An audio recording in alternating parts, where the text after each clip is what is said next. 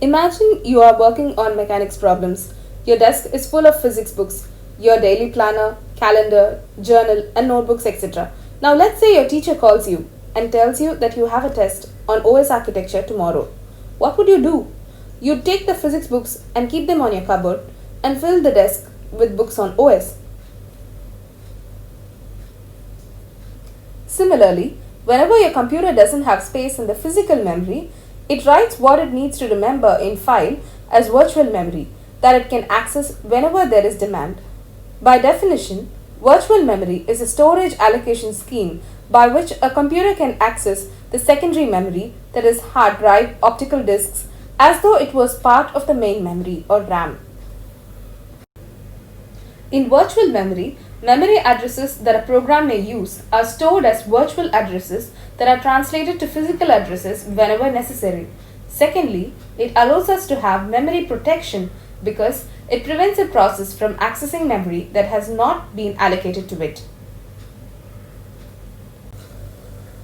Now let's see how virtual memory works. So, when a system usually executes a program, stores or retrieves data, it looks up the corresponding memory address of that program. A digital computer's main memory consists of many memory locations. Each memory location has a physical address, which is a code. Imagine the physical memory of your computer as the screen of a smartphone. It is limited just like the screen size of your phone.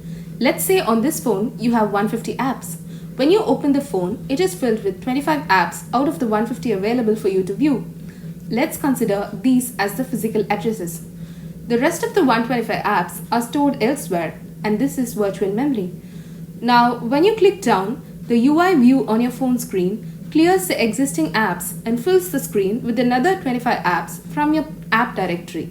This is the process of translation of virtual memory into physical memory. Now, the apps that were in virtual memory are now in physical memory.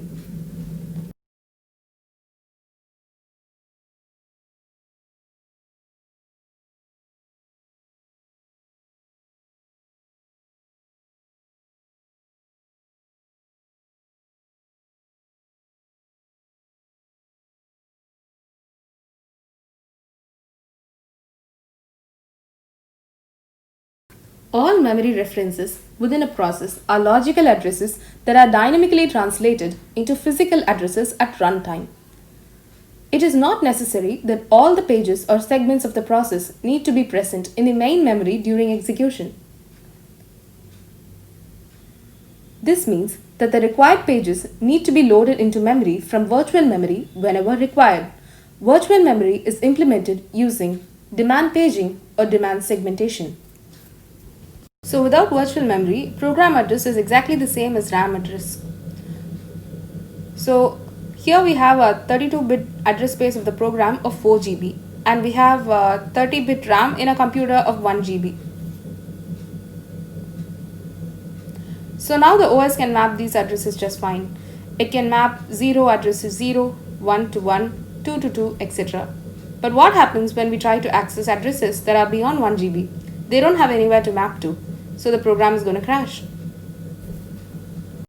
What virtual memory does is that until the first GB is filled, it can map to anywhere it wants within this 1 GB space.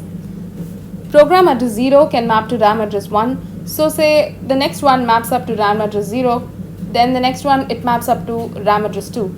What happens now when we access this next piece of data? Well, now the map says it's not in virtual memory, it's somewhere else. So a page fault occurs.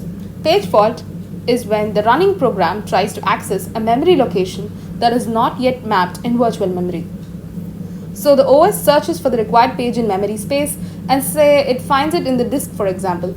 So the program won't crash, but what it will do is swap the oldest page in the RAM, that is the RAM address 1 in this case, and put it in the disk, and take the page in demand, that is the program address 3, and moves it to the disk, and maps the program address 3 to RAM address 1. So this is called swapping.